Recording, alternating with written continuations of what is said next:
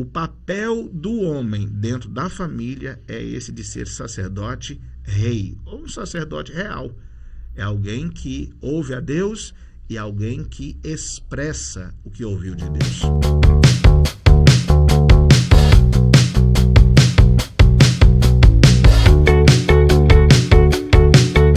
Olá, meu nobre, tudo bem? Estamos iniciando mais um episódio do Trilha Nobre. Seja bem-vindo. Creio que esse episódio, como outros, vai edificar a sua vida.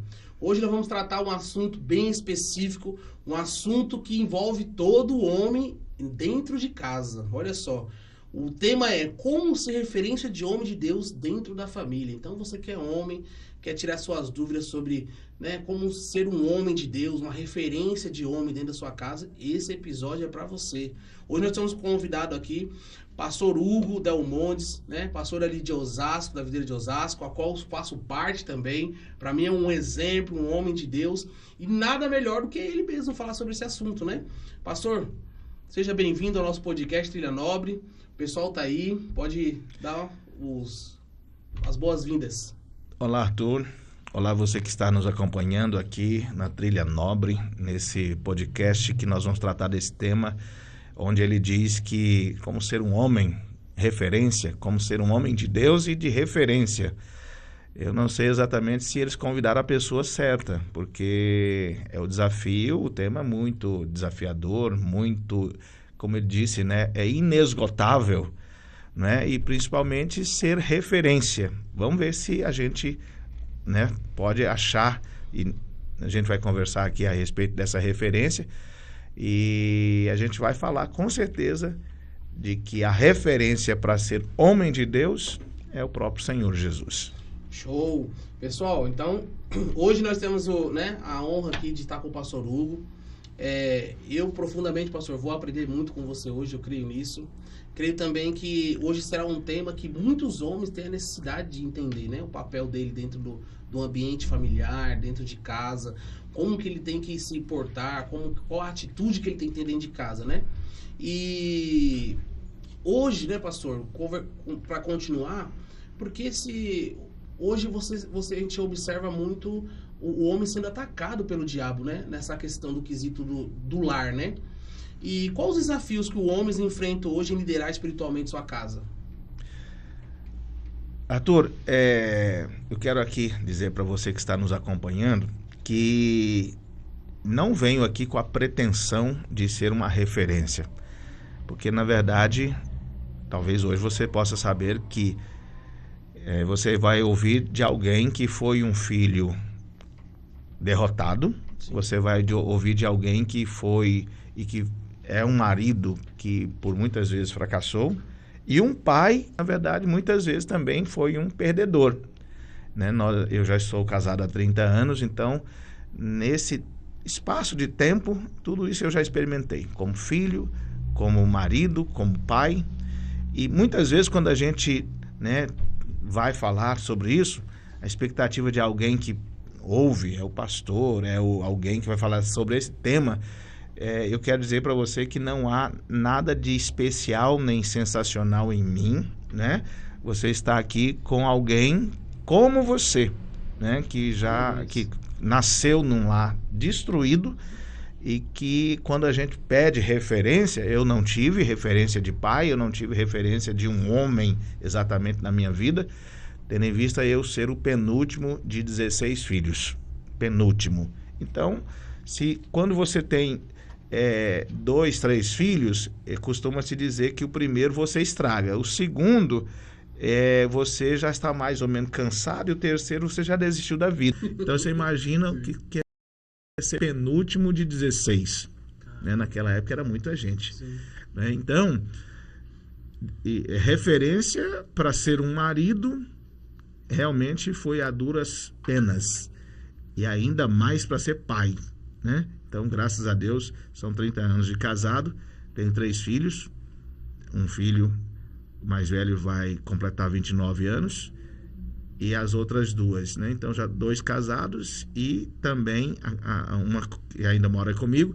Mas o que é importante eu dizer para você é que na verdade, aqui nós vamos falar de ser filho, ser marido, ser pai, ser homem, né, que envolve tudo isso. Sim. E que tudo isso hoje tem sido bombardeado, né, por esse tempo, por essa era, né, por esse tempo que temos vivido, né, onde cada dia que passa o homem tem se tornado, na verdade, uma figura perseguida com um alvo muito ousado de ser destruído, né, destruído na identidade, destruído no papel, destruído no propósito, para se tornar realmente, como a gente percebe, né, muitos homens conhecidos, né? Você conhece, já ouviu falar dos Simpsons, você já ouviu falar do Fred Flintstone, né?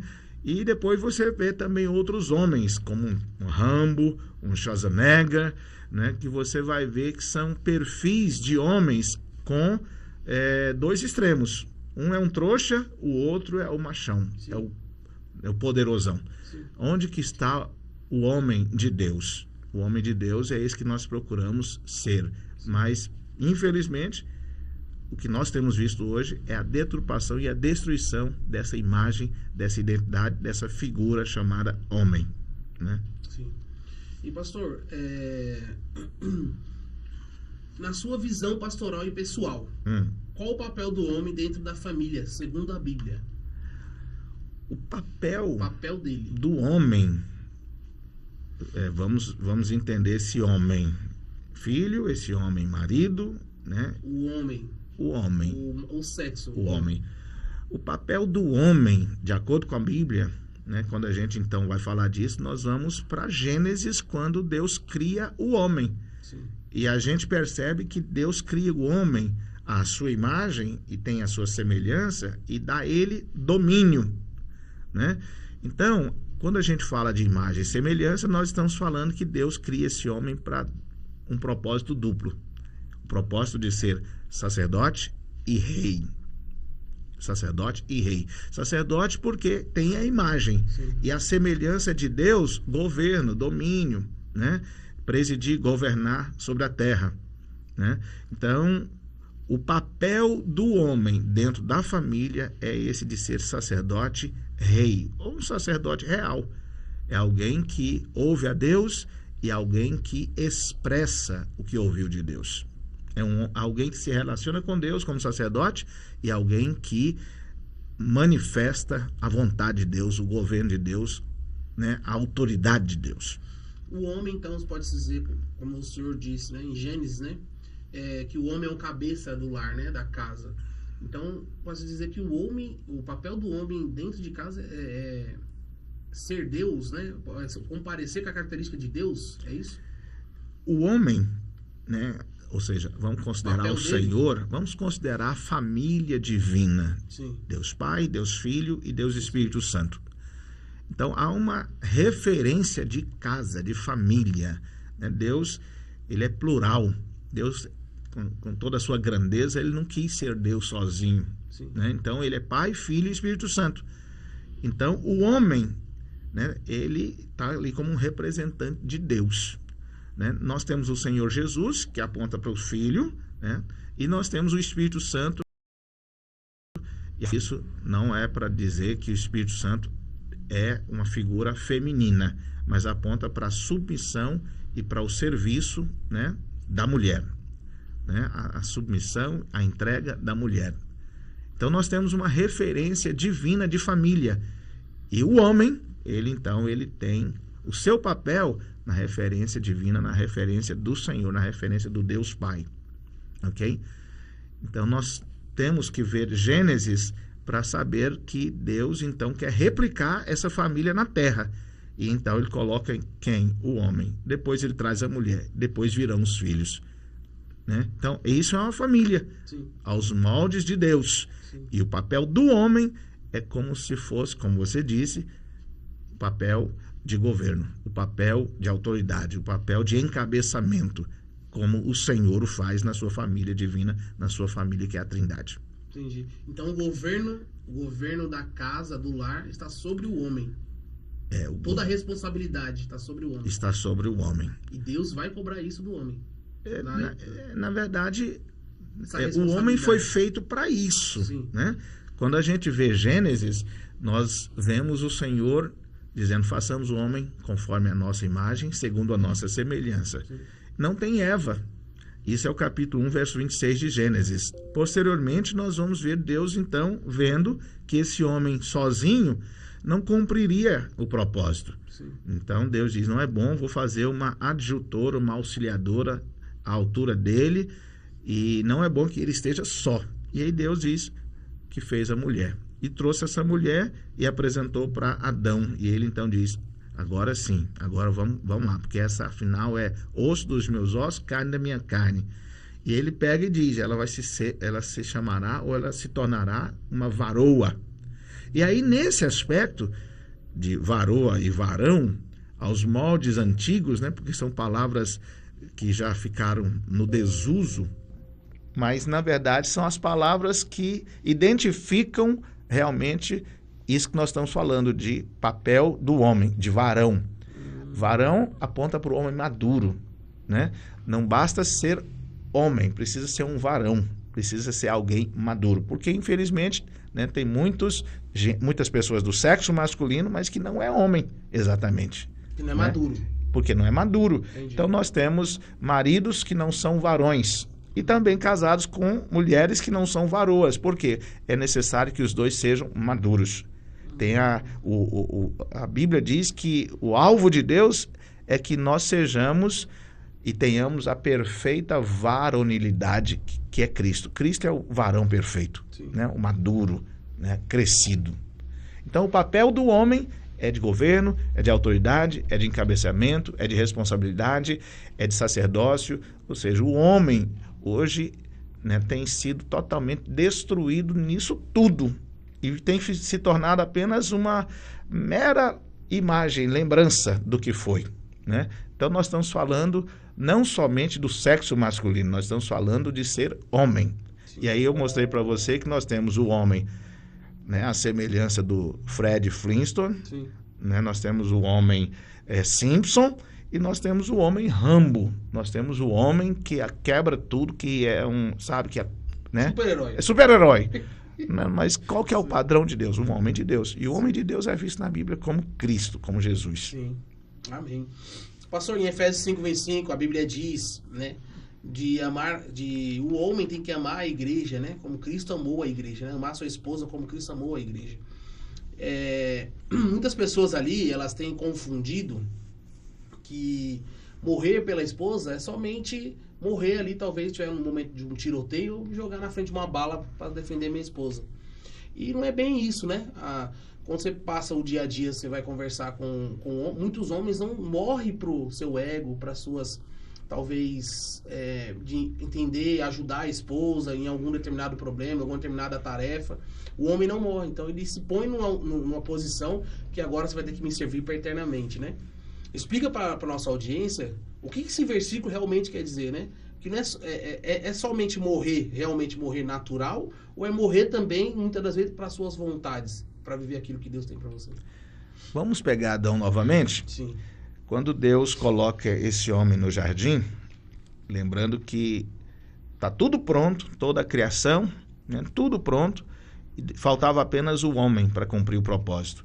E aí nós encontramos, então, Deus deu a revelação da árvore do conhecimento do bem e do mal, e ele disse foi para o homem, antes de criar a mulher.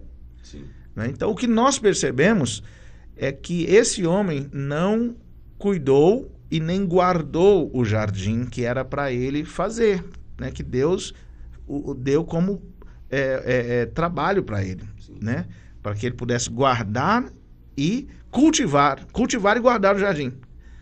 E aí nós temos Eva, que chega depois, que não sabia exatamente da ordem de que não podia comer do fruto daquela árvore.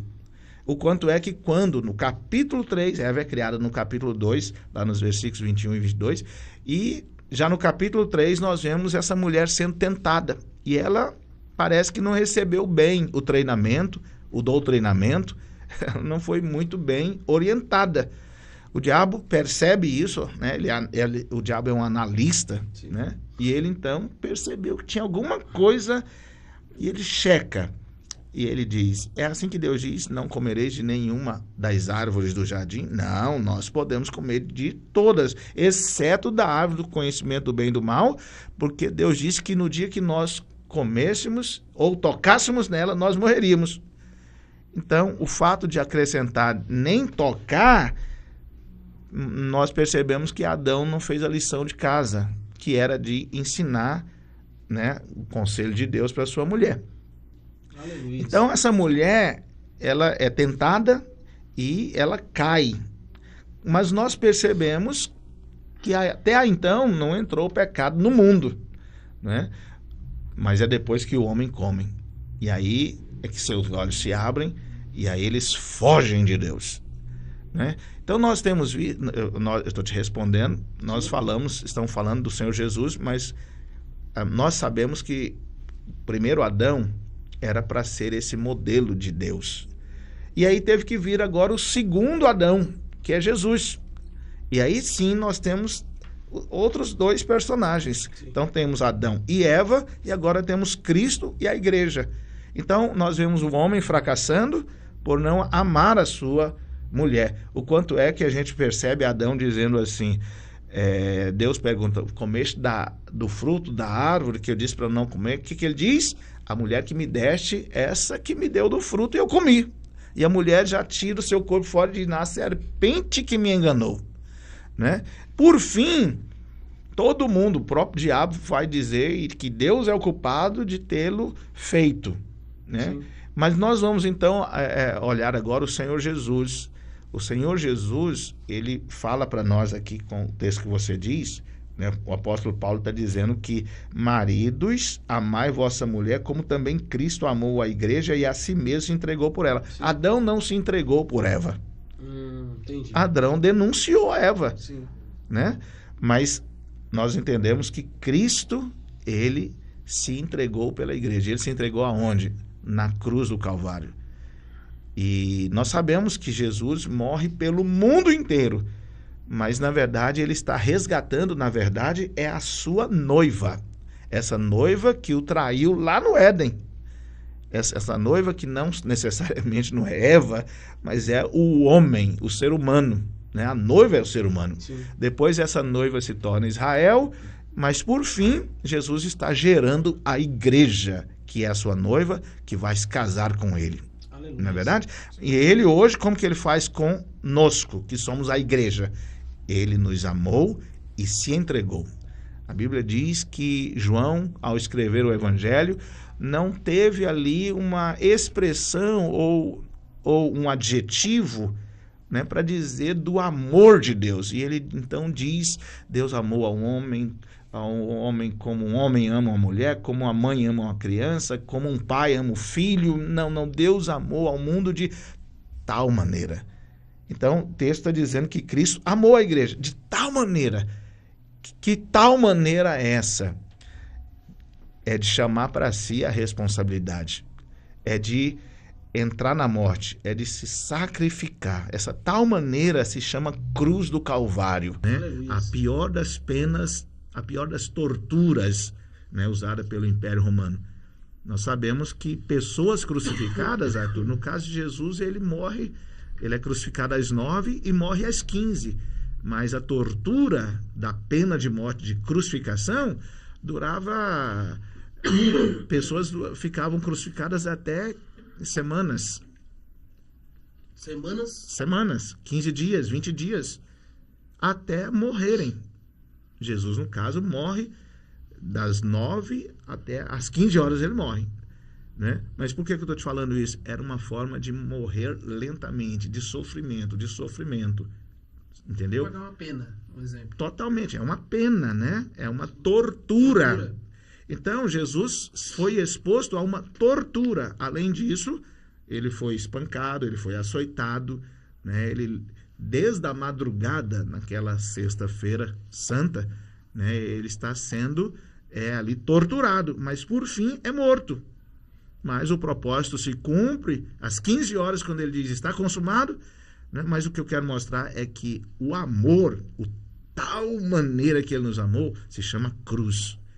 onde ele assumiu o meu e o seu pecado. E ao falar disso em relação ao homem ou marido, é assim que nós, como homem, vamos tratar tanto esposa quanto filhos, né? Por quê? Aí o texto está dizendo que é para amar como também Cristo amou. E aí alguém pergunta, como que eu vou amar como Cristo amou, sendo que eu não sei como Cristo amou?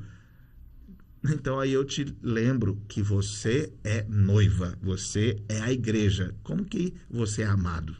Você é amado com graça, onde Deus te alcança no pior dos momentos da sua vida. Quer dizer, para você experimentar o amor de Deus, você precisa crer realmente que você é um pecador e que você está no pior momento, no fundo do poço. É esse o momento de receber amor. E nesse momento que recebemos amor, é aquele chamado primeiro amor, que é quando desfrutamos dessa tamanha bondade, dessa graça tão, inexplicável, que a gente fica assim embasbacado, a gente fica, né?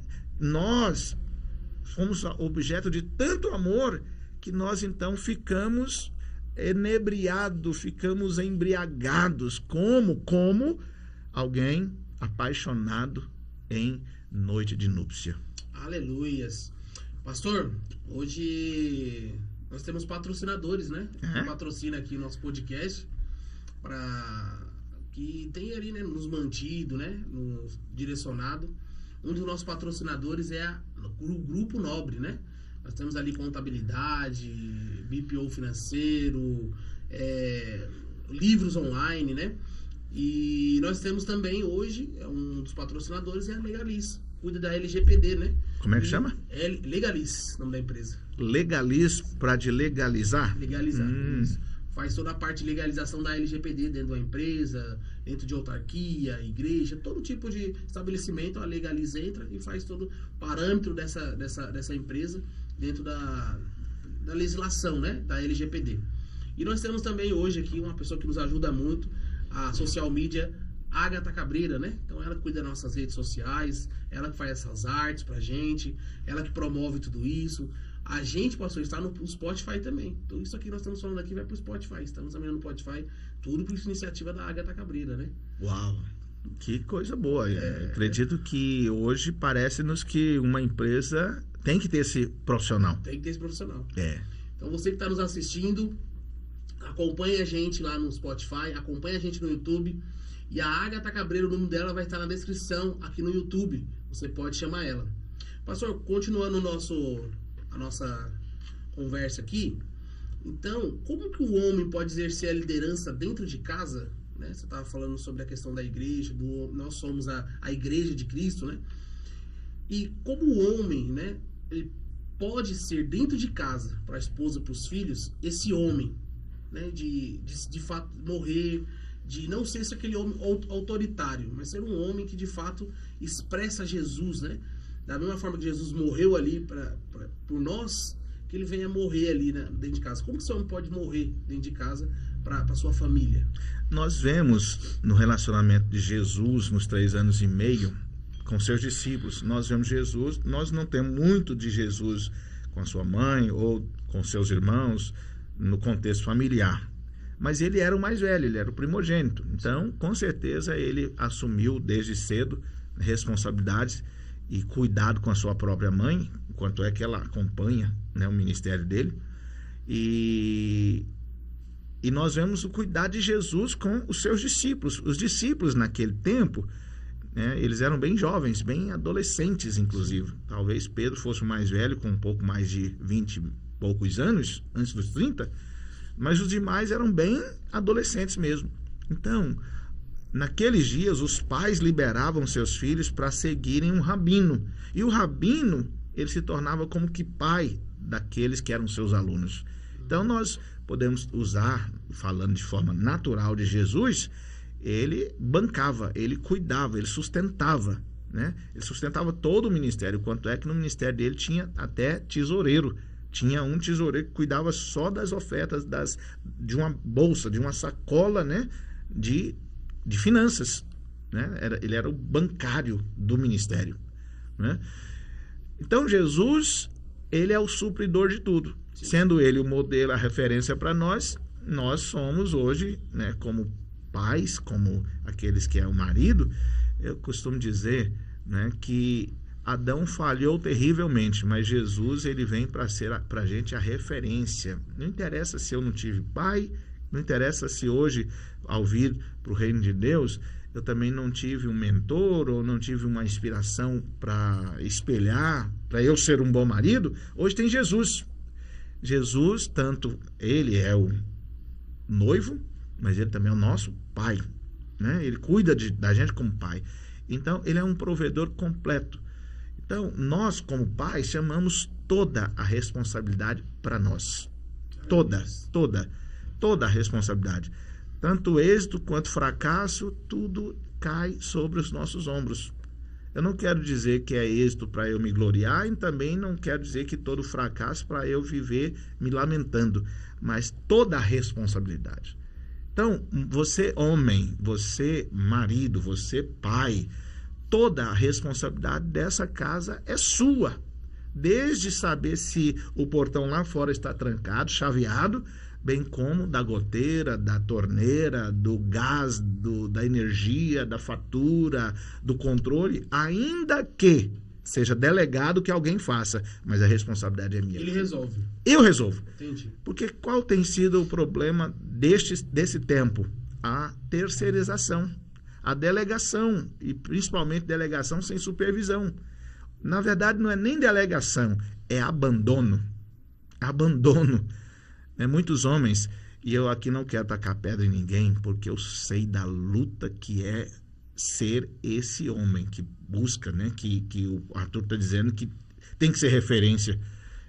Gente, volta e meia, principalmente quando na minha casa, ou quando naquilo que eu sou responsável, principalmente quando hoje eu moro num apartamento novo, mas morei em casas onde tinha que desentupir pia de cozinha, onde tinha que resolver problema de ralo de banheiro, cheiros na casa, goteiras.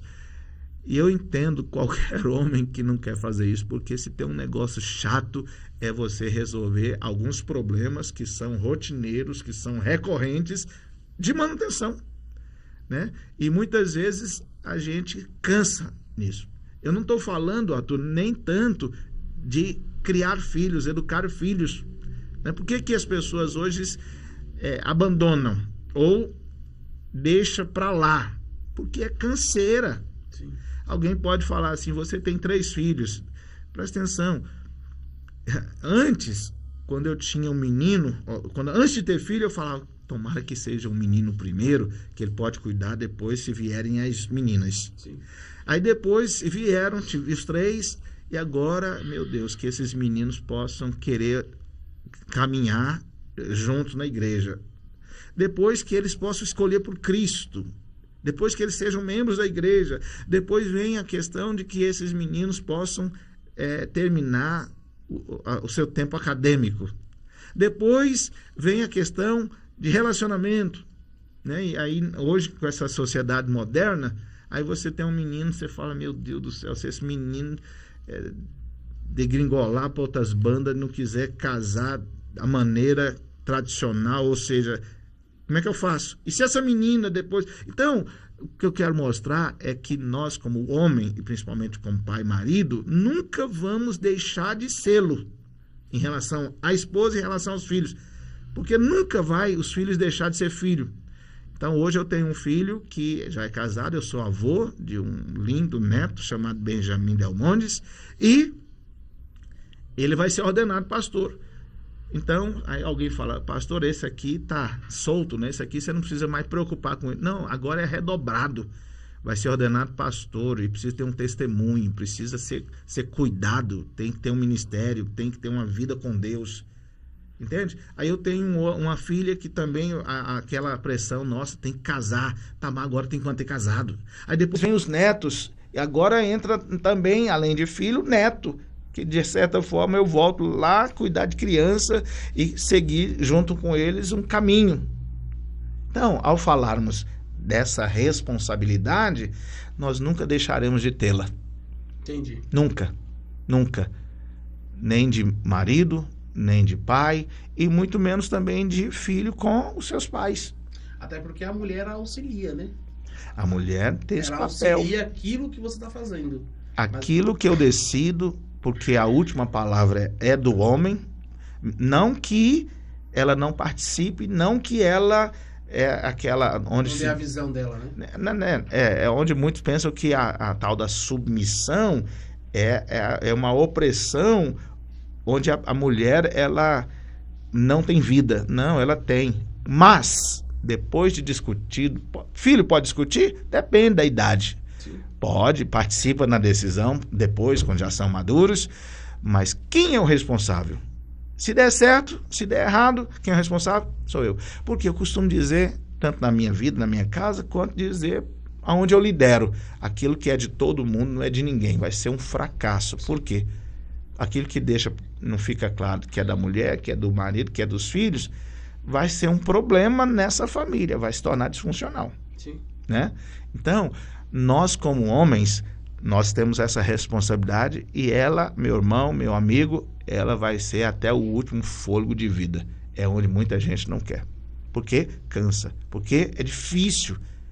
Aí você fala, então, eu pensei que por ser homem de Deus, a coisa fluiria. Não, os desafios são os mesmos. Sabe, os desafios de você muitas vezes não cumprir princípios, não ter valores, porque sempre você tem que estar de olho nisso. E ainda, né, você precisa entender que Deus te confiou um ministério. E esse ministério ele é sacerdotal. E é um chamado de Deus.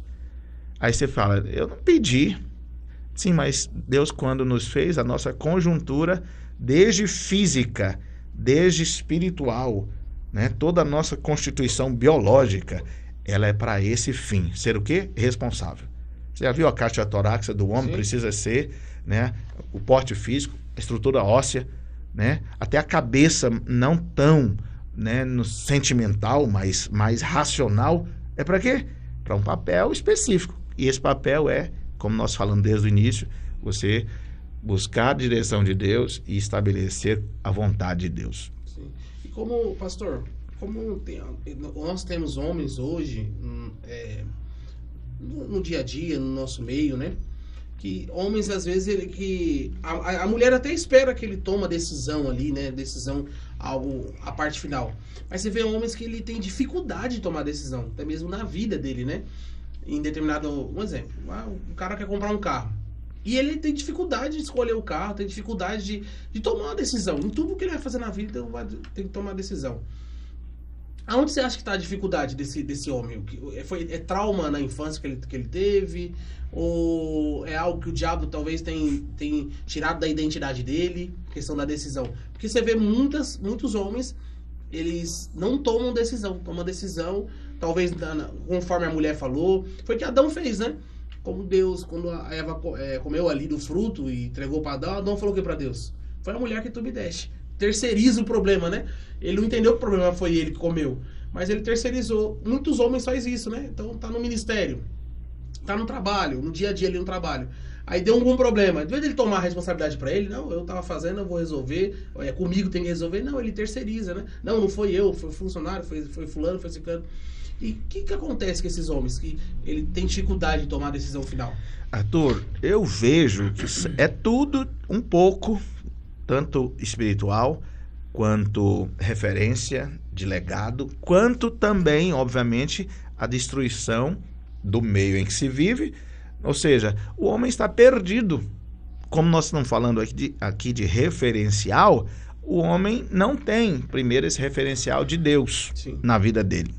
Depois, o referencial nas famílias desajustadas que nós temos hoje, que, né, isso não é de hoje, mas isso é programado, existe uma agenda para destruir, né, essa masculinidade, essa identidade masculina, né, desde sempre, mas de uma forma mais moderna, desde quando nós olhamos para o século passado, década de 50 a 70, em que uma agenda foi ali realmente startada para destruir essa identidade masculina, fazendo com que se levantasse muito forte a identidade feminina, através de um movimento chamado de feminismo. É isso que eu ia perguntar. Entendeu?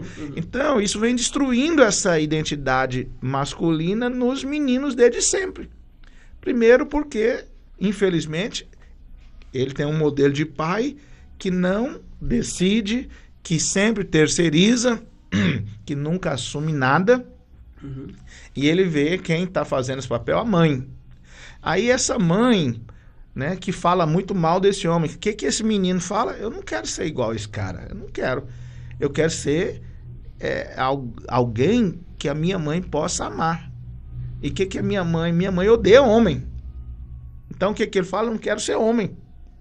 Então tem sido destruída, obviamente, tem uma mente por detrás disso. Desde a infância.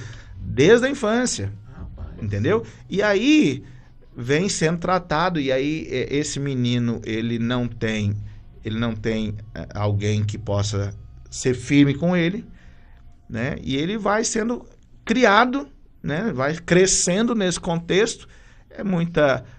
não só doçura, mas na verdade, não diria que é doçura, é bem deixado para lá. Bem deixado para lá.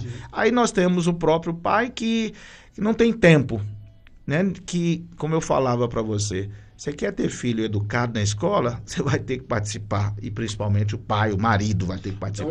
Então o pai ele deve participar de reunião de filho na escola. É obrigação dele. Ainda que ele delegue para a mulher acompanhar lições, temas, trabalho de casa, é ele quem responde para a diretora, para os professores. Né? Eu na minha criação e no tempo acadêmico dos meus filhos, eu estive lá. Hoje não acontece isso. Hoje eu vou na reunião do meu filho e a maioria que estão lá é mulheres. Tem poucas mulheres, porque ninguém está interessado nisso, principalmente se for escola pública. Quando é pago, ainda um pouquinho de pessoas vão nessas reuniões, nessas convocações. Mas a maioria é mulheres. Esmagadora Isso. maioria. Por quê? O homem não tem tempo, não é papel dele. Entendi. Entendeu? Mas isso é um equívoco. Por quê? Querido, você recebeu de Deus uma herança, que são seus filhos, né? E você pega aquilo que Deus te deu, é igual o cara que recebe que ganha na loteria, na Mega Sena, e que não sabe, de repente, o valor que tem da herança ou daquilo. Você já viu que, basicamente, todo mundo que ganhou de Mega Sena hoje é pobre, totalmente miserável. Sim. Por quê? Não sabia o que recebeu. E muitos de nós, ou muitas pessoas, não sabem o que recebeu. Presta atenção. Você tem o seu futuro sucessor, você tem um legado para deixar, você tem uma próxima geração que virá outra geração, que carregará o seu nome, e na minha geração, na minha vez, eu deixo para lá. Ou seja, eu não entendo o valor de filho, eu não entendo. Mas por quê? Porque, como eu volto a dizer, dá muito trabalho, cansa a beleza. Sim. Você quer ter filho educado, você quer ter filho na igreja, você quer ter filho, você quer ter uma próxima, você vai ter que pagar um certo preço, e isso cansa. Aí você falava, tem que ter um treinamento? Claro, a igreja ajuda muito nisso, né? Volta e meia temos reuniões de homens, temos reuniões para casais, temos curso para criação de filhos, ajuda, mas você precisa, querido amigo, você precisa, o quanto antes, cair em si, entender o seu propósito, né? Propósito de Deus para você como homem, na vida dessa esposa, na vida desse filho, na vida dessa filha. Você é chave demais, porque você representa e é a referência de Deus. Por que muita gente hoje não consegue orar o Pai Nosso? Porque não faz sentido. Porque o relacionamento que ele teve, que recebeu de pai, foi fracassado, foi terrível. Eu tive isso, porque não fazia sentido para mim. Por isso precisa de revelação. Mas, você que me acompanha, se você já conhece Jesus, né, quer dizer para você que você é representante dele para os seus filhos e também para o seu cônjuge. Ok? Show. Pessoal, você que está acompanhando a gente aí, creio que o tema está muito bom para você, né? No próximo bloco, vamos estar ouvindo o testemunho do pastor Hugo, da vida dele, né, de infância, que é relacionada a homem.